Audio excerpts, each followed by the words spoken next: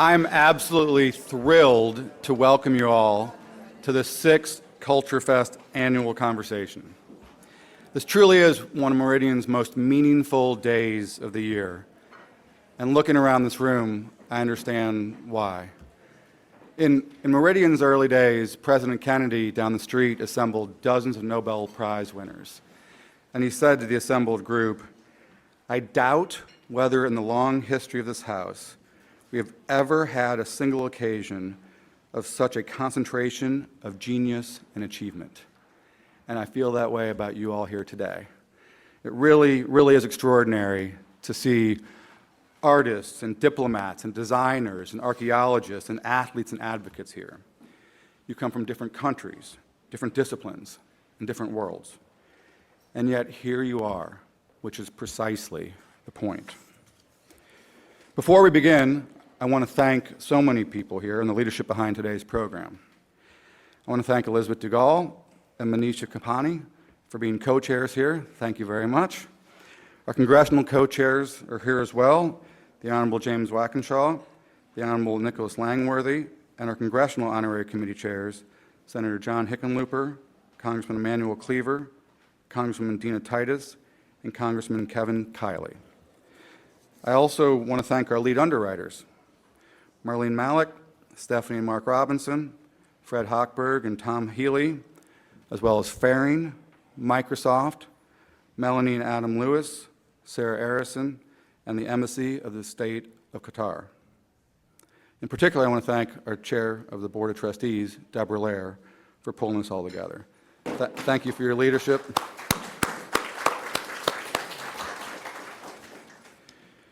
Now, thank you all, and I'd also like to thank members of our host committee for helping bring this extraordinary day to life.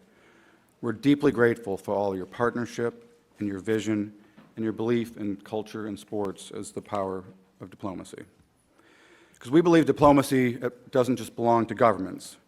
It belongs to people who shape how we see each other. The designers who dress heads of state, the artists whose work crosses borders, the athletes who become symbols of something larger than sport, and the cultural leaders who preserve memory while helping us imagine what's possible. In fact, one of my earliest memories is of the 1976 Olympics and attending in Montreal. And I was in the stadium with gold medalist Caitlin, then Bruce Jenner, as well as Queen Elizabeth. And that transcends sports, diplomacy, and culture in a way that left a lasting memory. And that's what Culturefix is truly all about.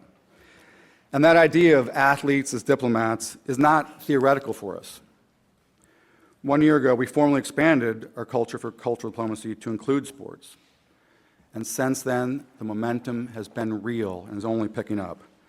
Our first ever Diplomacy Sports Forum had conversations with leaders like Roger Goodell of the NFL and Gianni Infantino of FIFA, even having the World Cup in this room. Today, we're welcoming 3 Olympic gold medalists into this dialogue. It's a reminder that whether through art, design, or sports, the ways we connect often travel farther than any policy ever could. We all have an extraordinary power to build understanding where words fall short. So I hope that's what we'll do today. And we are lucky to have a friend of Meridian and a friend of mine, Shannon Sprenger, who's a Deputy Assistant Secretary for at the Department of State for a professional and cultural exchange. And we're thrilled to have you and everyone here today. So thank you very much.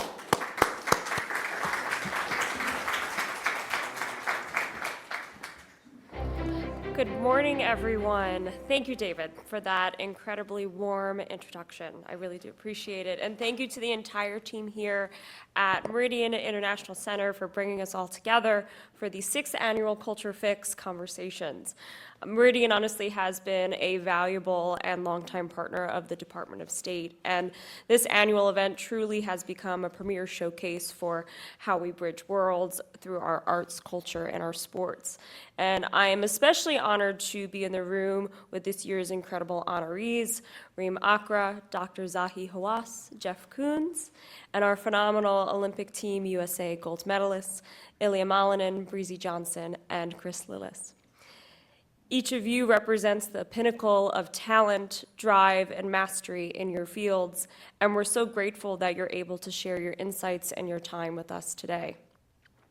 And I can't stress how important it is to take the time to really dive deep into the crucial role of sports and culture in the global competition and global cooperation, and how the United States shows up on the world stage. To begin, I want to take a moment to recognize something that I think we sometimes take for granted, but the rest of the world already knows, and that is that American culture is a global phenomenon. It's not a soft afterthought to our foreign policy. It's one of the most powerful forces shaping how the world sees us, understands us, and connects with us. Think about it. What happens when you travel abroad? You get into a taxi in a foreign city. American song is playing. You turn on the television in a hotel halfway around the world. An American TV show is on. You see kids wearing a Tom Brady jersey or a New York Yankees hat. You meet professionals who learned English by watching American movies and films, who dream of one day visiting the United States. That is American power, and it does not require policy papers or diplomatic cables.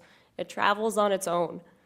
And so at the Department of State, our educational and cultural exchanges that take place around the world and here in the United States have the capacity to be strategic tools of American statecraft.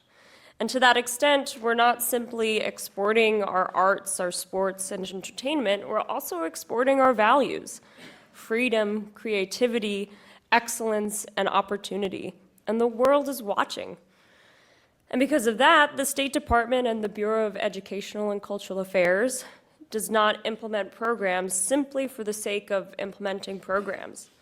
In this era of strategic competition and evolving global challenges, every initiative and every taxpayer dollar must demonstrate clear value to advance our nation's core security and economic interests.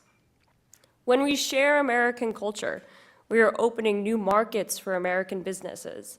We're protecting our competitive advantage, and we're building networks that advance safe, prosperous, free world. The United States leads in every major sector, from technology and business to arts and athletics. We must continuously strive to maintain and improve upon the standard that we set, while also reaffirming our position to the rest of the world. Think about the Olympics. When Team USA steps onto the global stage, there is an international expectation that we will excel. The world automatically expects us to lead in the medal count. Why? Because American ingenuity, freedom of expression, and a relentless work ethic has consistently set the global trend. We don't just participate, we lead. Our gold medalists that will be joining us here today and are here in the room are proof of this.